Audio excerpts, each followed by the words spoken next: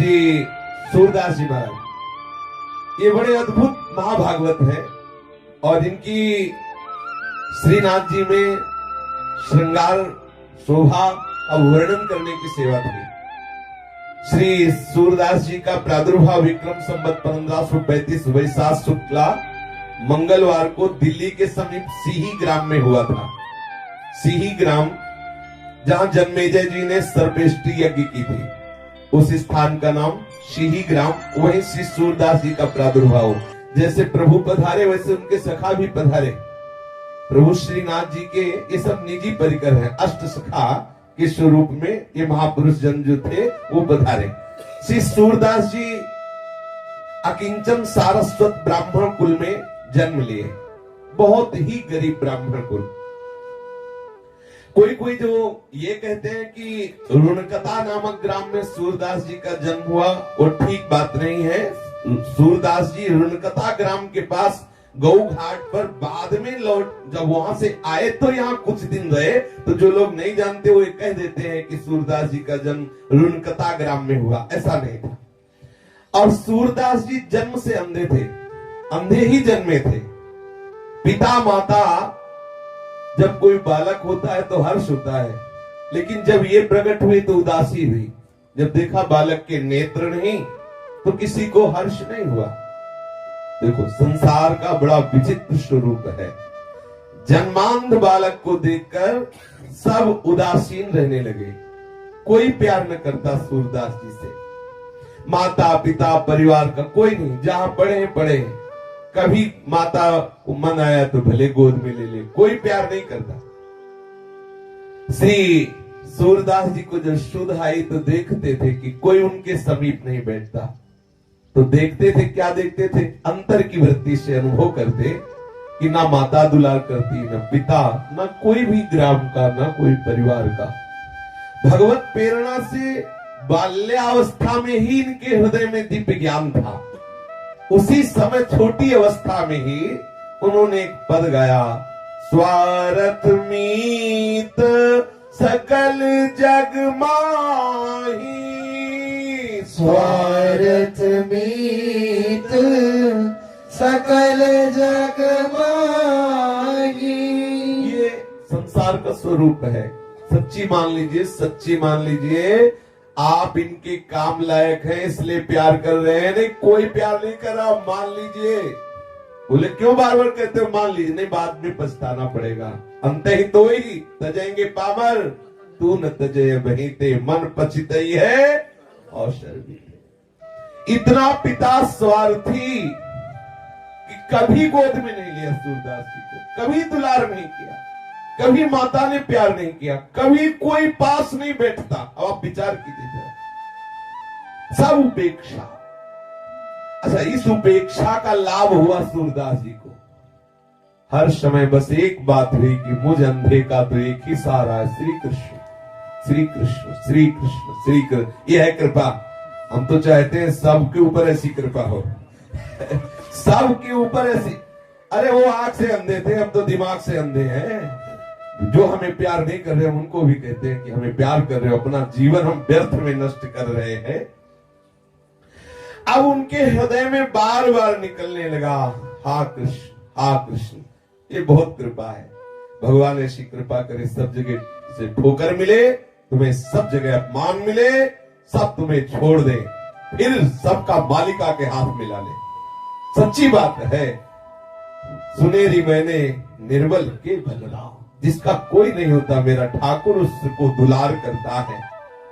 सूरदास जी का जो प्रथम चरण जीवन का बाल्यावस्था बड़ा दुखद, कोई प्यार नहीं करता। कभी याद आ गई तो माँ उपेक्षा पूर्वक रोटी दे देती, नहीं सभी मनाते थे मर जाए तो अच्छा है। उनको दिखाई तो देता नहीं कहाँ शौच जाना है, क्या करना है। अब आप थोड़ी देर आंख मूंद के ऐसा भाव करें कि जिसकी आंखें ना हो उसको कितना कष्ट होता है। सोचो, आप थोड़ी देर आप भावना करें, आप अपनी आंखें मूंदे, फिर सोचें, चल के देखिए, खाने पीने की, उठने बैठ, आप सोचो कितना भयानक। और फिर कोई प्यार ना करे, और कौन प्यार करेगा? सब स्वार्थी। आप देख लीजिए, प्रकट में इस महापुरुष के जीवन में देख लीजिए, सूरदास जी के हृदय में बड़ा एक व्याकुलता जनित दुख उदय हुआ कि कोई मुझे प्यार नहीं कर रहा। उसी समय सूरदास जी ने इस पद की रचना की, सुनेरी मैंने निर्बल के बलराम। आहा, जो हार गया अंदर से उसके लिए सहारा क्या है? हरिनाम। हो जो हरिनाम है, अगर हृदय में चल रहा तो महाबल है। आप निश्चित समझ लो, वो हरि को भी अधीन करने की सामर्थ्य रख लेता है। औरों की तो बात जाने दो। सुमीर पवन सुत पावन नामो, अपने बस कर राखे रामो। श्री सूरदास जी की 6 वर्ष की अवस्था है। एक दिन इनके पिता को किसी धनवान यजमान ने अपने यहाँ बुलाया पांडित्य कर्म के लिए। सारस्वत ब्राह्मण थे, कुछ उपरोहित कर्म किया तो उसने 2 मोहरें दी।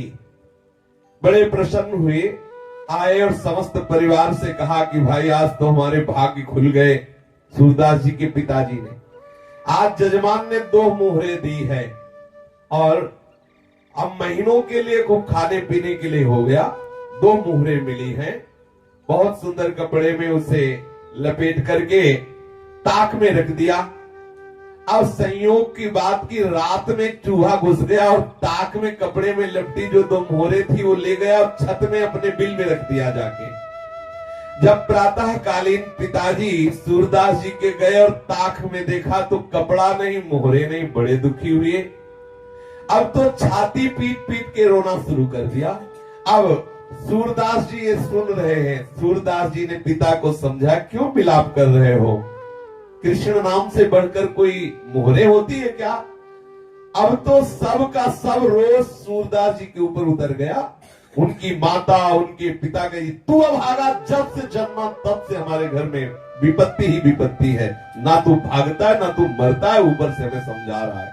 सब सूरदास जी को कोसने लगे, बरस पड़े सूरदास जी के ऊपर। अरे अभागे, तू जिस दिन से जन्म लिया हमारा चैन खो गया, दुख ही दुख। सूरदास जी चुप हो गए। अंदर ही अंदर कृष्ण नाम रटने लगे कि प्रभु आपकी बड़ी विचित्र लीला है।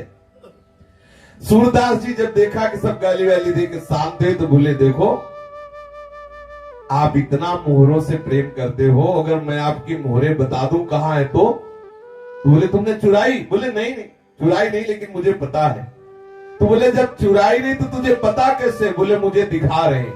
बोले तेरे नेत्र नहीं है। बोले जो मेरे नेत्र नहीं है उन नेत्रों से उन्हें दिखाई दे रहे, मेरे जो नेत्र है वो तुम्हारे नहीं है।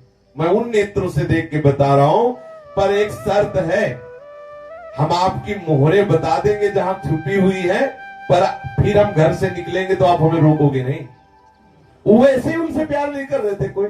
अरे बोले भैया तुम मोहरे बताओ, अभी जा, बता कहां रखी है। श्री सूरदास जी ने कहा ऊपर छत में जाइए, चूहे का बिल है, बिल के अंदर जाकर के उसे थोड़ा खोदिए। चूहा ले गया और वही है। पिताजी और परिवार के लोग भाग के गए। जब वहां गए तो ठीक जैसा सूरदास जी ने कहा था वैसे ही वो मोहरे मिल गए। अब लौट के आए। सूरदास जी ने कहा अच्छा तो अब हम चले। तो उनको लगा बेटे में चमत्कार है। तब उन्होंने कहा कि भाई अब तुम हमें छोड़ के कैसे जा? अभी कह रहे थे मर क्यों ले जाता, भागे। 2 मोहरे मिल गई तो अब गले लगा के, रे भाई तुम कैसे हमें छोड़ के जाओगे, हम तुम्हारे बिना कैसे रहे? सूरदास जी अंदर ही अंदर मुस्कुरा रहे, अरे स्वार्थी संसार। तो वो कहा नहीं नहीं पिताजी अब आज्ञा कीजिए, अब हम तो जा रहे हैं। श्री सूरदास जी घर से राह में उनको छोड़ दिया गया। धीरे धीरे चल रहे हैं, 4 कोस पैदल चले। सोचो नई अवस्था है, आंखों से दिखाई नहीं दे रहा है और ये केवल बाहरी प्रेम के 2 शब्द बोले थे पिताजी ने। अरे रुक जाओ काहे को जा रहे, वो भी जो मोहरे मिल गई नहीं। अभी पहले कह रहे थे मर जाए। अच्छा ये बिल्कुल सच्ची मानो, बहुत धोखे में हो यदि आपको लग रहा हो तुम्हें कोई प्यार कर रहा है। बिल्कुल बिल्कुल सावधान सावधान, तुम्हारे समय को नष्ट किया जा रहा है। बहुत कम समय है, सच्चिदानंद प्रभु से प्यार कर लो। गांव के बाहर 4 कोस चलने के बाद एक तालाब और उसी के समीप एक पीपल का वृक्ष था, वहीं जाके बैठ गए सूरदास जी। सायंकाल के समय उसी गांव का एक ब्राह्मण जमींदार गायों को खोजता हुआ जा रहा था। देखा कि कोई पीपल की जड़ के समीप बैठा है। आए तो उनका भाई तुम कैसे बैठे हो? तो बोले तुम कैसे यहाँ आए हो? तो उनका हम तो अपनी गाय ढूंढने आए हैं और बहुत खोजा लेकिन गाय नहीं मिल रही, अगर कोई बता दे तो मैं उनमें से 2 गाय भेंट कर दूंगा। सूरदास जी ने कहा मुझे भेंट की तो जरूरत नहीं, लेकिन मुझे यहीं से दिखाई दे रही तुम्हारी गाय कहाँ है। उनके अंतर के नेत्र देखो, अंदर से जब भजन होता है तो दिव्यता आ जाती है। ये तो खैर महापुरुष जन ही है, वैसे भी अंदर से जब भजन होता है तो सब भागवतिक, जैसे प्रभु के लिए भूत भविष्य वर्तमान का भेद नहीं, हम जीव के लिए है। जैसे अपने हाथ पे आंवला रख दिया जाए तो चारों तरफ से हम देख सकते हैं, ऐसे भूत भविष्य वर्तमान को ऐसे देख सकता है जैसे आंवले को देख सकता है। जो भगवदाकार वृत्ति को प्राप्त महापुरुष है, पीछे क्या हुआ, अभी क्या है, आगे क्या होगा, ऐसे दिखाई देता है चारों तरफ से, जैसे हम आंवले को देख सकते हैं ऐसे। सूरदास जी का मुझे तुम्हारी 2 गाय भेंट तो नहीं चाहिए, पर मैं बता सकता हूं कि तुम्हारी गाय कहाँ है। यहां से 1 कोस दूर जाओ और वहां जमींदार की, जो जमींदार है उसकी घुड़शाला है, घुड़शाले में तुम्हारी सुंदर गायों को बांध लिया गया है, जाओ। अब बता दिया, वो गया, जमींदार को पता पूछा, उसके घुड़साल में गया तो वहां देखा उसकी गाय बंधी थी, बड़ा प्रसन्न हुआ, अपनी गायें वो खुलवा के लाया। अब उसने कहा श्री सूरदास जी से कि आप 2 गायें ले लो। सूरदास जी ने कहा कि मुझे गाय नहीं चाहिए, मैं तो ठाकुर जी के चरण आश्रित हूं। ब्राह्मण बहुत प्रभावित हुआ कि इतनी छोटी अवस्था, इतना उच्च कोटि का प्रभाव। उसने कहा तो फिर मुझे एक आदेश करो, तुम ऐसे पीपल के नीचे बैठे हो, मैं यहाँ एक झोपड़ी बनवा दूं। सूरदास जी ने कहा ठीक है, ये कर सकते हो। तो सुंदर एक झोपड़ी बनवा दी और खाने पीने की व्यवस्था कर दी, और 1-2 आदमियों से कहा कि इनकी देख रेख करते रहना, कोई इनको सतावे ना, क्योंकि इनको दिखता नहीं है। सूरदास जी के बहुत दिव्य सगुण, बहुत सुंदर गुण, क्योंकि जो भजन करता है उसमें दैवी संप्रदा का जागरण हो जाता है। ख्याति बढ़ने लगी, वहां बहुत से लोग आने लगे और शिष्य बनने लगे श्री सूरदास जी के। अब सूरदास जी सबको उपदेश करते, लेकिन सम्मान अंदर से स्वीकार नहीं करते। बहुत लोग मान करने लगे। 12 वर्ष तक उस पीपल की जड़ के नीचे सूरदास जी रहे, उस झोपड़ी के नीचे।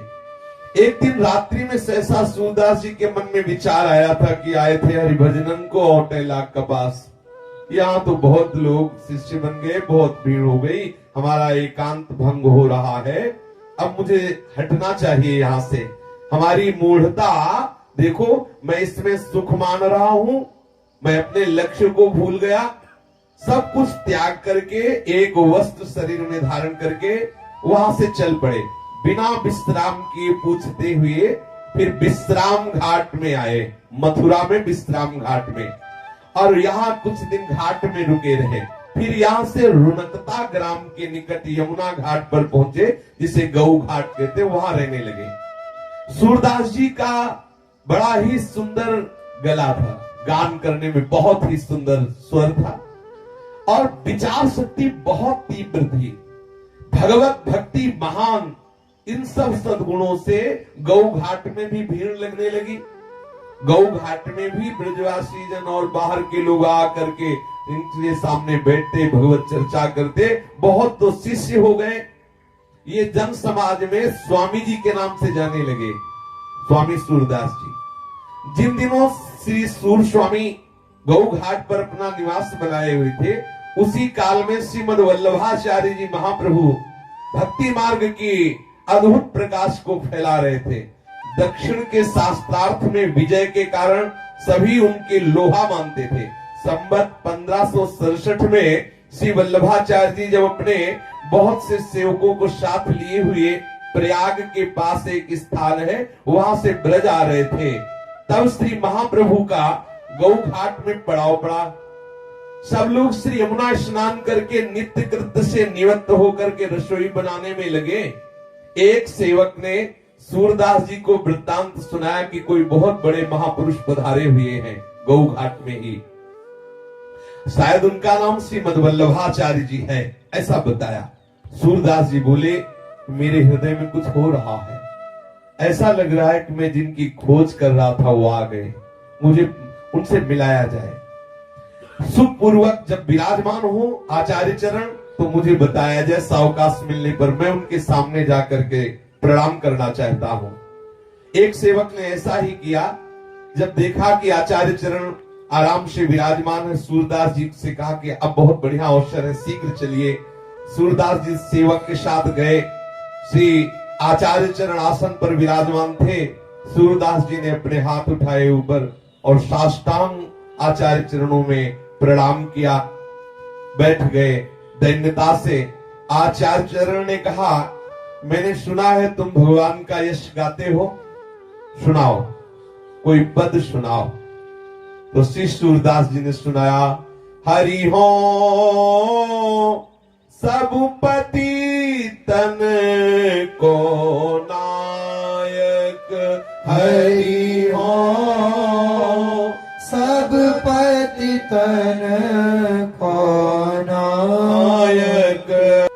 श्री सूरदास जी महाराज जी ने आचार्य चरण को एक पद सुना। आचार्य चरण कुछ नहीं बोले तो सूरदास जी को लगा कि अब दूसरा पद सुनाए, क्योंकि जब तक जैसे महापुरुष बोले कि सुनाइए, तो जब तक वो ये ना कहते कि रुक जाइए तब तक सुनाते ही रहिए, अपनी तरफ से नहीं। ये गुरुजनों का जो सेवन का स्वरूप है कि अगर उनका सुनाओ तो जब तक या तो वो ग्रंथ खत्म हो जाए तो फिर हम इंतजार करेंगे कि वो आदेश क्या कर रहे हैं, नहीं तो हम सुना ही रहे जब तक वो रोक न दे।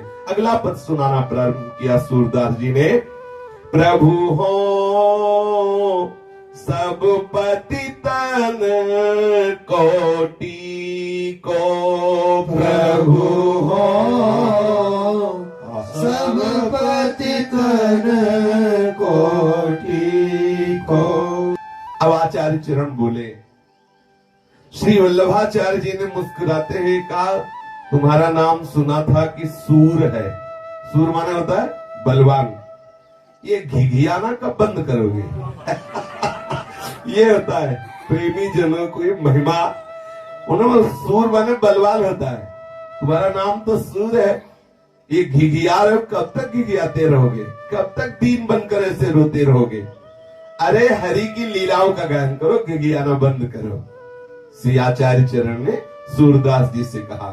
सूरदास जी ने हाथ जोड़कर कहा, प्रभु मुझे बिल्कुल लीला का कोई अनुभव नहीं हो रहा है, फिर बनावटी मुझसे गाते नहीं बनेगा, अंदर कोई लीला स्फुरित हो नहीं रही है, तो मैं जैसा हूं वैसे ही दीनता की बात करता हूं। अगर कोई लीला स्फुरित हो तब तो गाऊं।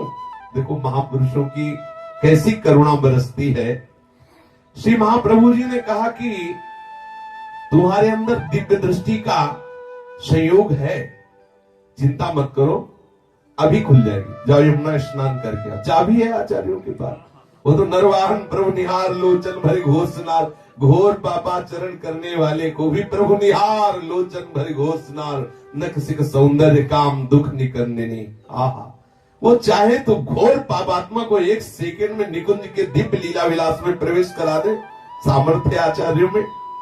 आचार्य चरण ने कहा, अच्छा जाओ यमुना स्नान करके आओ, हमारी लीला का भी अनुभव हो जाएगा। सूरदास जी प्रणाम करके तत्काल गए, स्नान किया यमुना जी में, फिर श्री आचार्य चरणों में उपस्थित हुए आके। श्री महाप्रभु जी ने श्री सूरदास जी को विधि पूर्वक अष्टाक्षर मंत्र की दीक्षा देकर ब्रह्म संबंध कराया। तत्पश्चात श्रीमद् भागवत दशम स्कंद की अनुक्रमणिका सुनाई। गुरु कृपा हुई। जी ही सदगुरुदेव के द्वारा मंत्र ब्रह्म संबंध और कृपा हुई तो सूरदास जी के हृदय में महान प्रेम लक्षणों भक्ति का प्रादुर्भाव हो गया। प्रेम का संचार होते ही दिव्य लीलाएं प्रकट होने लगी। आहा, प्रभु की दिव्य लीलाएं स्फुरित होने लगी। महाप्रभु जी ने पूछा, कहो सूरदास, कुछ सूझ रहा है अंदर से, कुछ समझ में आ रहा है, कुछ दिखाई दे रहा है? सूरदास जी बोले, जय जय, पूरा का पूरा दिखाई दे रहा है। आपकी गोद में श्री लालजू महाराज खेल रहे, मैं देख रहा हूं। सूरदास जी कह रहे हैं आचार्य चरण से, आपकी गोद में लालजू खेल रहे हैं, अद्भुत नील कांति है, श्याम रंग ऐसा है कि हमारी वाणी में सामर्थ्य नहीं बता सकूं, और वो बालक मेरी तरफ देख करके कुछ बोल रहा है। महाप्रभु जी ने मुस्कुरा के कहा, तो अब सुनाओ, अब लीला का कोई पद सुनाओ। तो श्री सूरदास जी ने पहला पद लीला का सुनाया, चकैरी चली प्रेम सरोवर, जहां न प्रेम वियोग। छकई चली प्रेम सरोवर, जहान प्रेम वियोग। श्री सूरदास जी ने इस पद को पूरा करके सुनाया। फिर आनंद मगन होकर ब्रज भयो महर के पूत, जब यह बात भयो महर के पूत, जब यह बात सुनी। ये बधाई का लालजू का प्रादुर्भाव हुआ है, अद्भुत नंदोत्सव मनाया जा रहा है। ये लीला देखी, ये पद गायन करके श्री आचार्य चरण को सुना। महाप्रभु बहुत प्रसन्न हुए, बोले सूरदास जी अब तुम्हारा लीला में प्रवेश हो गया है, अब तुम्हारे हृदय में दिव्य दिव्य नवीन लीलाएं श्री लालजू की प्रकट होती रहेंगी। आचार्य प्रभु ने इन्हें 3 दिवस गौ घाट में रुक करके सुबोधनी, पुरुषोत्तम सहस्त्र नाम ये सब श्रवण कराया, जिससे इन्हें संपूर्ण भागवतों के रहस्य का परिज्ञान हो गया। सूर सागर में श्री सूरदास जी ने भागवत के 12 स्कंधों का तात्पर्य और भी अन्य प्रसंगों का वर्णन किया। श्रीमद वल्लभाचार्य जी ने श्री सूरदास जी को साथ में ले लिया और फिर गौ घाट से ब्रज को प्रस्थान किया। सर्वप्रथम महाप्रभु जी ने शिव साथ में लाकर सूरदास जी को गोकुल के दर्शन कराए, गोकुल में लाए और कहा सूरदास प्रणाम करो, ये लालजू का गांव है गोकुल। सूरदास जी ने जे ही प्रणाम किया तो दिव्य गोकुल के दर्शन होने लगे। बाहरी नेत्र नहीं है, ये पूर्ण वो जो लालजू का दिव्य गोकुल है, दिव्य गोकुल का दर्शन हुआ। सूरदास जी के रोम रोम खड़े हैं, हृदय आनंद से नाच रहा है कि गुरु कृपा कितनी महा महिमा में होती है, जो अनंत जन्मों के साधनों से बात नहीं बनती, गुरु कृपा से कितने शीघ्र वो दिव्य गोकुल का दर्शन। श्री सूरदास जी गोकुल को बार बार प्रणाम कर रहे हैं, वो दिव्य रूप गोकुल का दर्शन किया। प्रणाम करते ही गोकुल की समस्त लीलाएं स्फुरित हो गई। गोकुल में जो जो लीलाएं ठाकुर जी ने की वो सब सूरदास जी के हृदय में स्फुरित हो गई। आचार्य चरण को गा के सुनाने लगे, देखो कितने सुंदर लालजू है। शोभित कर नवनीत लिए, शोभित कर नवनीत लिए। श्री आचार्य वल्लभाचार्य जी को ये सुंदर स्वरूप का गान करके सुनाया सूरदास जी ने। महाप्रभु वल्लभाचार्य जी बहुत प्रसन्न हुए और कहा सूरदास जी तुमको एक सेवा देते हैं। हमारे ठाकुर जो गोवर्धन नाथ श्रीनाथ जी हैं, इनको रोज तुम इनका यश सुनाओगे, इन्हें कीर्तन सुनाओगे और इनकी शोभा से युक्त जो पद है उनकी रचना करके तुम इनको सुनाओगे, ये हम तुम्हें सेवा देते हैं। और सूरदास जी को गोवर्धन ले आए, श्री श्रीनाथ जी का दर्शन किया सूरदास जी ने। देखो सूरदास हैं और दर्शन कर रहे श्रीनाथ जी का, और ऐसे चतुर दर्शन करने वाले कि छोटे से भी श्रृंगार को नहीं छोड़ते, एक एक श्रृंगार का, एक एक पत्रावली का, एक एक चेष्टा का दर्शन करते हैं। श्रीनाथ जी के सामने जब श्रीनाथ जी का दर्शन किया तो हाथ जोड़कर कहने लगे कि हे श्रीनाथ जी, अब हो नाचो बहुत गोपाल। सूरदास जी ने श्रीनाथ जी के सामने ऐसा विनय युक्त पद गान किया। श्री सूरदास जी का ये दैन्य देखकर महाप्रभु वल्लभाचार्य जी बहुत द्रवित हुए। बोले सूरदास जी, तुम्हारी अविद्या की क्या बात है, जो तुम्हारा आश्रय ले लेगा उसकी अविद्या दूर हो जाएगी। अब देखो तुमने श्रीनाथ जी का दर्शन कर लिया, अब तुम ये बाहरी दीनता का त्याग कर दीजिए और प्रभु की लीला का ज्ञान कीजिए। उसी दिन से सूरदास जी दैन्य के पद बंद कर दिए और श्री ठाकुर जी को प्रातःकालीन मंगला से लेकर शयन तक के पद सुनाने लगे, जो 8 कालीन प्रभु की दिव्य दिव्य श्रृंगार में ही दिव्य दिव्य लीलाएं हैं उनको गा गा करके सुनाते। कभी कभी उपदेश के पद भी गाते। संगीत सम्राट तानसेन के मुख से श्री सूरदास जी का एक पद सुना, दिल्लीश्वर अकबर बादशाह, तो उसका मन मचल उठा कि ऐसा पद करता। और जब पता चला कि वो बाहरी नेत्रहीन, तो और आकर्षण हुआ। उसके हृदय में लालसा जागृत हुई कि सूरदास जी को सभा में बुलाया जाए और मैं उनका पद सुनूं। संयोग से संवत 1613 में जब प्रभु श्रीनाथ जी मथुरा में विराज रहे थे और सूरदास जी भी वहीं थे, उनकी कीर्तन सेवा थी श्रीनाथ जी को पद सुनाना। तो ये बात हृदय में उसके थी कि कभी सूरदास जी हमारी सभा में आए, हमें पद सुनाए, लेकिन ना तो ऐसा कोई संयोग बन पाया।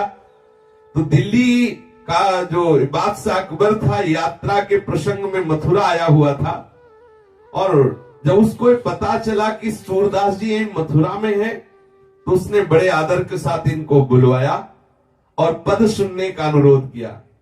तब श्री सूरदास जी ने ये पद गाया, मन रे माधव सो कर प्रीति, मन रे माधव सो कर प्रीति। एक दिन इसकी चर्चा हुई थी पीछे, इस पद की, बहुत बड़ा पद है। इस पद को सुनकर अकबर ने इनकी भावनिष्ठा की परीक्षा के लिए कहा, सूरदास, प्रभु ने मुझे बादशाह बनाया है, तो बादशाह का सबके ऊपर शासन लागू होता है। मैं भी मान और दान पाने के योग्य हूं क्योंकि मैं बादशाह हूं। इसलिए मैं चाहूंगा कि तुम मेरे विषय में पद बना करके भी गाओ, क्योंकि मैं बादशाह हूं। सूरदास जी ने कहा कि मैं जिस बादशाह के सामने गाता हूं, उस बादशाह के सामने तुम्हारी बादशाह कुछ नहीं है। और मैं गाऊं जब मेरी बुद्धि हो तब ना। मेरी बुद्धि तो जिस बादशाह में लग गई, वहां से हटने की जगह नहीं रह गई। मेरे हृदय में जगह नहीं, मेरी बुद्धि में जगह नहीं, मैं कैसे गा सकता हूं। पर आपने कहा है कि गाइए, तो मैं अपनी बात बता रहा हूं कि नाहिन रह्यो मन में ठोर, नाहिन रह्यो मन में ठोर। सूरदास जी ने इस पद का गायन किया। सूरदास जी के इस पद के भाव को समझकर बादशाह अकबर बहुत प्रसन्न हुआ। और जो सूरदास जी की अंतिम पंक्ति इस पद की थी, वो कि कहा कहो मन प्रेम पूरन, घट न सिंधु समाये, श्याम गात सरोज लोचन, ललित गति मृदुहास, सूर्य से दरस कारण मरत लोचन प्यास। उसने कहा कि तुम्हारे तो नेत्र हैं ही नहीं, और तुम कहते हो कि मरत लोचन प्यास। जब लोचन ही नहीं तो लोचन प्यास कैसे।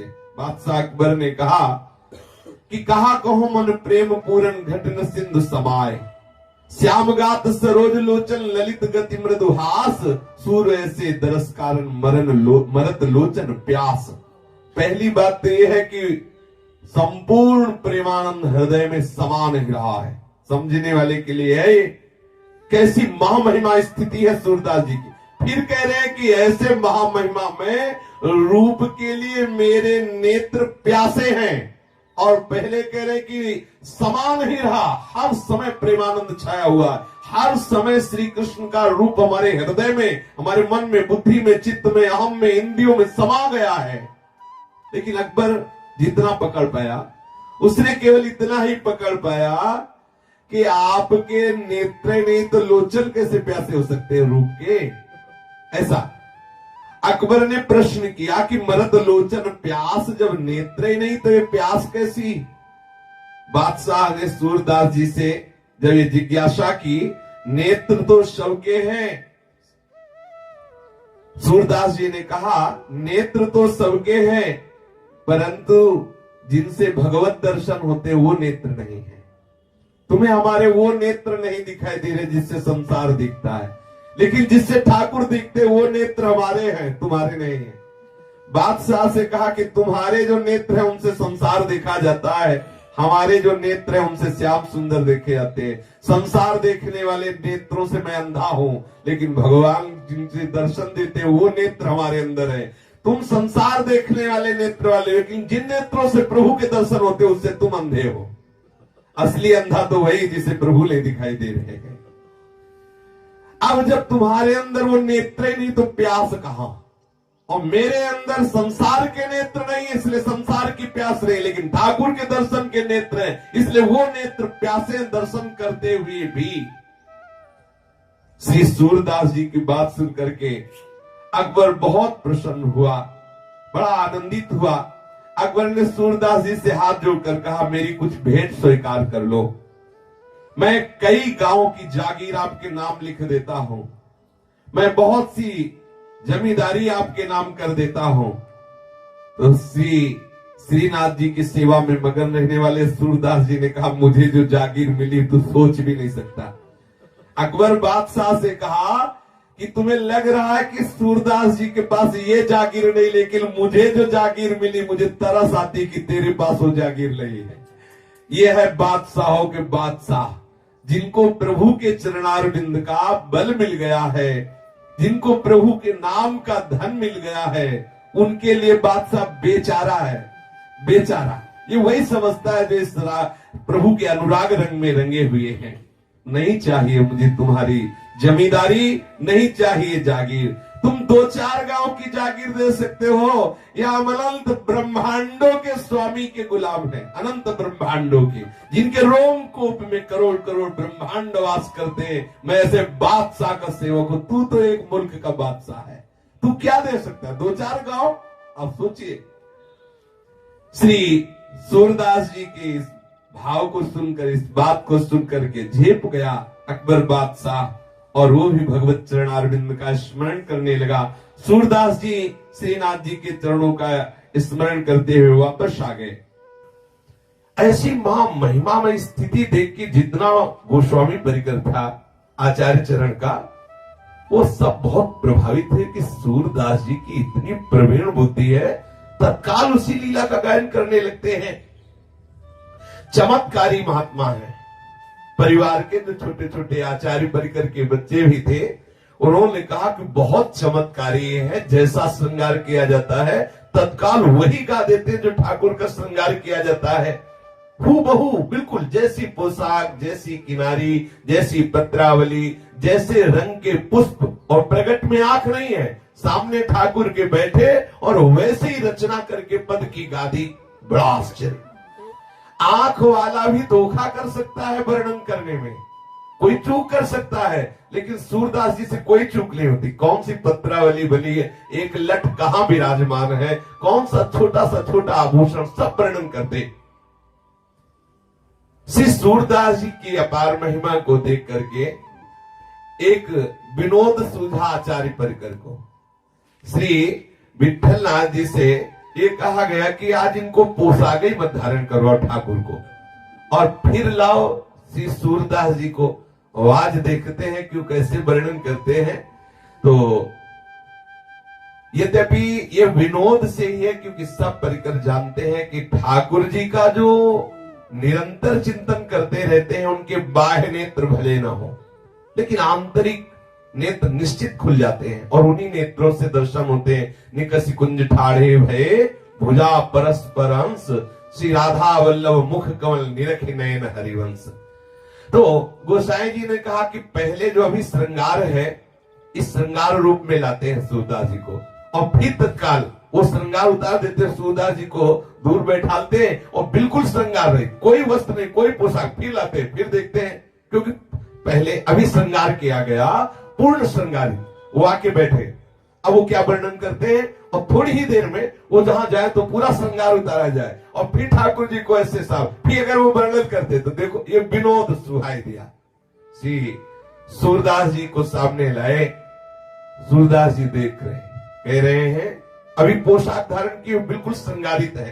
कहा लो बरनो सुंदरताई, कहा लो बरनो सुंदरताई। सूरदास जी ने जब इस शोभा का ऐसा वर्णन किया तो श्री गोसाई जी महाराज के परिकर ने परीक्षा के लिए श्री ठाकुर जी महाराज की सब पोशाक उतार ली। केवल थोड़ी सी मोतियों का श्रृंगार, केवल मोती शरीर में धारण कराए और कहा कि सूरदास जी बहुत सुंदर हमने ठाकुर जी का श्रृंगार किया है, अब आप गा के बताइए कि हमारे ठाकुर जी कौन कौन सा पोशाक धारण किए हुए हैं, कौन कौन से आभूषण हैं, क्या श्रृंगार धारण किए हुए हैं, आप बताइए। श्री सूरदास जी प्रारंभ हो गए। देखे री हरि नंगम नंगा, देखे री हरि नंगम नंगा। हे सखी, आज मैंने देखा श्री हरि नंगम नंगा है, कोई पोशाक नहीं धारण किए। आश्चर्य हुआ, सब गोस्वामी परिकर को बड़ा आश्चर्य हुआ, कैसी दिव्य दृष्टि है। श्री ठाकुर जी महाराज को जैसे ही पट खोला वैसे ही वर्णन कर रहे। आज एक भी अन्य आभूषण नहीं है, एक भी पोशाक नहीं है, केवल थोड़ा मोतियों का श्रृंगार है। श्री सूरदास जी महाराज ऐसी महामहिमामयी स्थिति में हैं, फिर भी अचानक उनका एक कुएं में गिरना होता है पूर्व प्रसंग में, और वो 7 दिन 7 रात उस कुएं में पड़े रहते हैं। जब देखा निकालने वाला कोई नहीं आ रहा तो ठाकुर जी से बहुत लड़े अंदर ही अंदर, या तुमसे कहे तभी तुम निकालने आओगे। 7 दिन हो गए, 7 रात हो गए, कोई भोजन नहीं, कोई पानी नहीं, बड़े भक्त वत्सल कहलाते हो। क्या था सुदामा जी के उन चावलों के टुकड़ों में कि बिक गए, हम 7 दिन से कुएं में पड़े। प्रहलाद जी ने क्या आपको ऐसा प्यार दिया कि खंभे से निकल पड़े? मुझे 7 दिन हो गए ठाकुर जी से लड़े। जैसे नरसिंह मेहता जी जब लड़े ठाकुर जी का, तुम्हारी मौसी लगती है, तुम्हारी बुआ लगती है, ऐसे। हाँ, अच्छा, अब किससे लड़े? है कौन? हम रीझेंगे तो इन्हीं से, खींचेंगे तो इन्हीं से। भाई अगर हमारे अंदर गुस्सा आएगी तो किसके ऊपर आएगी? बोले गुस्सा करना प्रभु के ऊपर ठीक नहीं, हम कहते इन्हीं के ऊपर गुस्सा करो, दूसरे से करना ठीक नहीं। दूसरे से करना बिल्कुल ठीक नहीं, उससे अपना परमार्थ बिगड़ जाएगा। और इनसे गुस्सा करने से बहुत लाभ है, कभी हानि नहीं होनी, पक्का समझ लो। और गुस्सा उसी से किया जाता है जिससे अधिक प्रेम होता है। जैसे बच्चा मां से गुस्सा करता है, जा मुझे दूध नहीं पीना, नहीं खाना, तो क्यों? उसके मन की कोई बात नहीं हो रही ना, इसीलिए तो। और वो जानता है कि मेरी मां बहुत करुणामयी है, ऐसा मैं करूंगा तो मान जाएगी। प्रभु वात्सल्य समुद्र है। आए और सूरदास जी को कुएं से निकाला। अब आप देख लो, इनको पसंद है गुस्सा की नहीं। 7 दिन से गुस्सा नहीं किया तो नहीं आए, जब गुस्सा किया तो तत्काल आ गए। बड़े लीला बिहारी हैं, ये बहुत ऊब जाते हैं। जैसे होता है ना कि रोज मिठाई खाए थोड़ा खट्टा भी चाहिए, ऐसे ही ऊब जाते। हे नाथ, आप स्वामी, आप सुनो, ये थोड़ा। बोले रुक, गैया अलग कर, अब आज से तू हमारे परिकर में गाय नहीं चराएगा, नहीं खेलेगा। अवकाश पकड़ते हैं, जैसे ग्वारिया वाले कहते, आज के बाद तेरे को देखूंगा नहीं, बोलूंगा नहीं, छूंगा नहीं तुझे। ये है थोड़ा चटपटा, जैसे बहुत मीठा पाए पाए, ये मीठा है विनय आदि।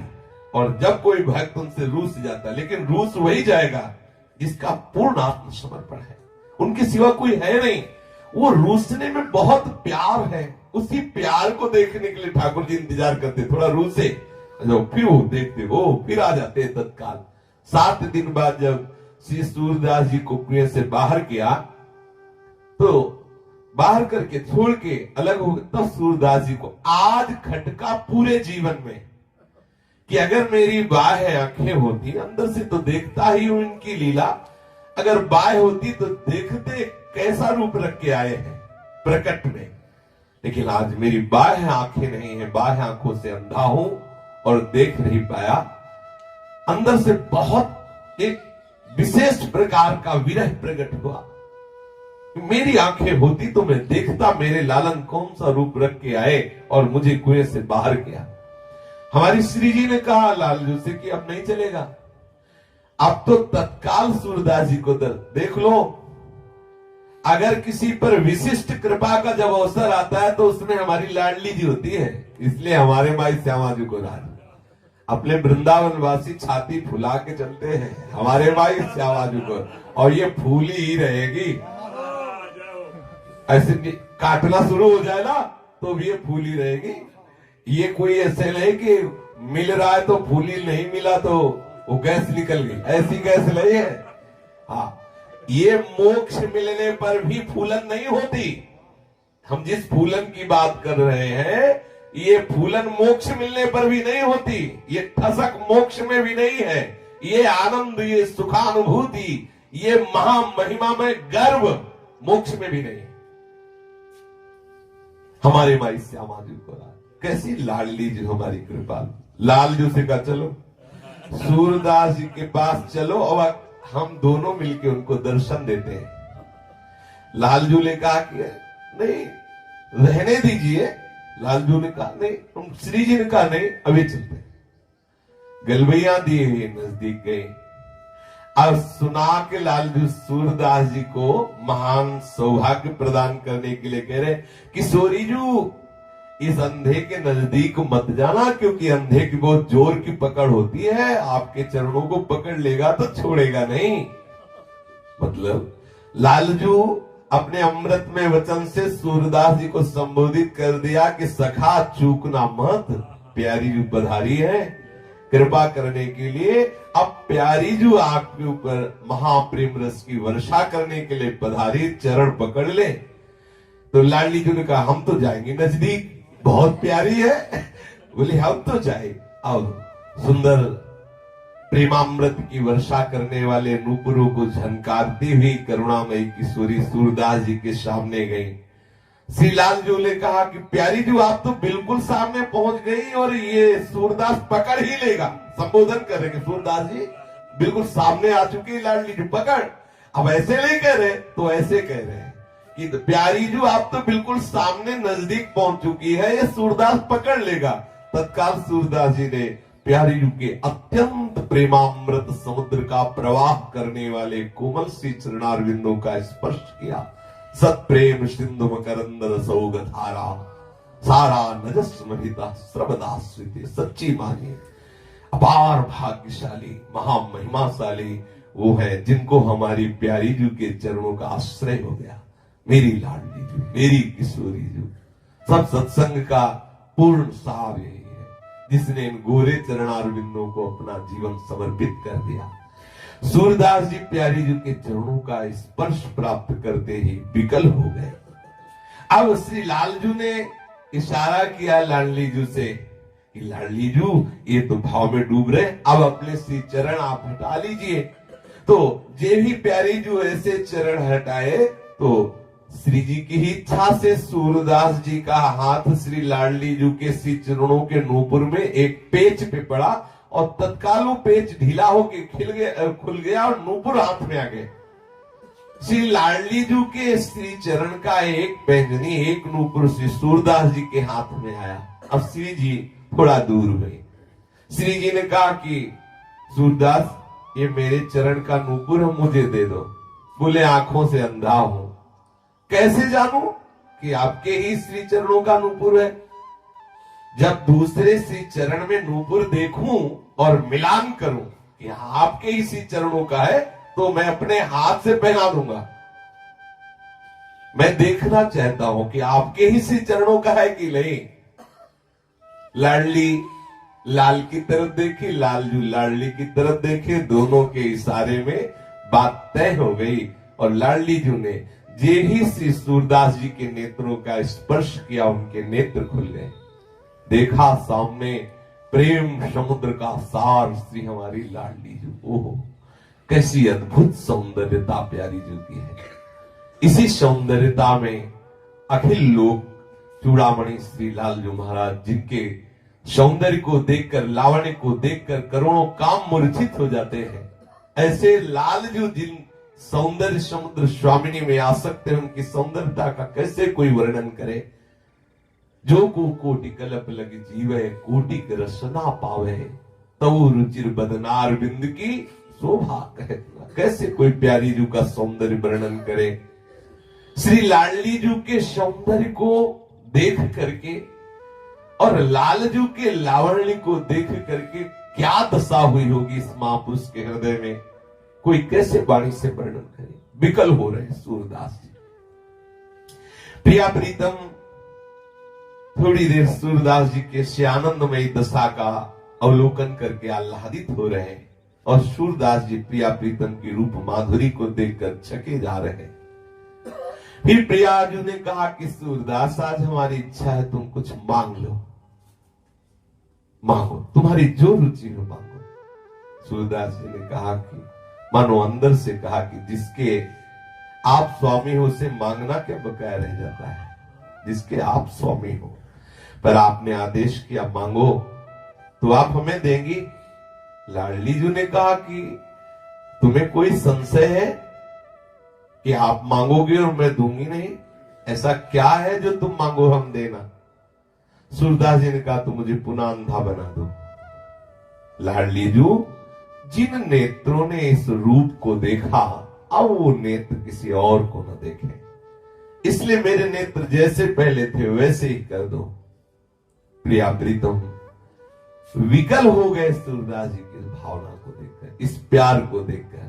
तत्काल सूरदास जी के जो बाह्य ज्योति प्रकट हुई थी नेत्रों की, वो अंतर ज्योति में प्रकाशित हुई।